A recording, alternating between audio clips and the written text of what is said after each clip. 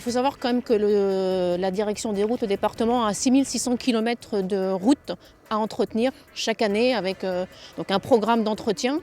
Donc effectivement, on met en place des techniques traditionnelles, des enduits, des enrobés à chaud, mais le département s'inscrit aussi dans une volonté d'innovation, de routes durables. Donc aussi, on essaye des techniques innovantes, donc comme cet enduit renforcé avec un géotextile.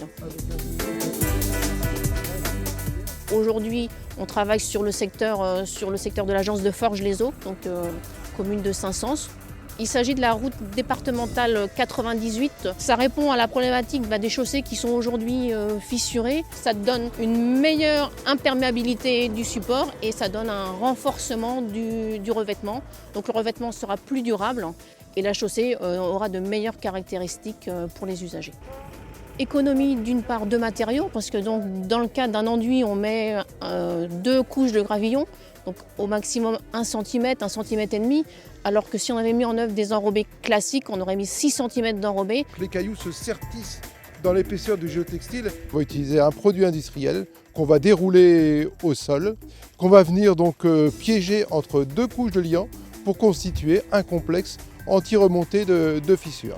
Sur ce complexe anti-remontée de fissures, on va continuer suivant des technologies traditionnelles qui sont les technologies du bicouche. On va appliquer une couche de gros gravillon, puis donc la couche de liant, la deuxième couche de liant sur laquelle on va coller donc, le gravillon de plus petite dimension. Le chantier qui a lieu aujourd'hui et puis qui a eu lieu hier va faire l'objet d'un suivi, une évaluation de son évolution dans le temps avec comme objectif, si les performances sont là, de l'étendre à l'ensemble des secteurs du département. Alors concernant les chantiers de Seine-Maritime, on travaille avec des marchés, donc c'est des marchés de plusieurs dizaines de milliers de mètres carrés.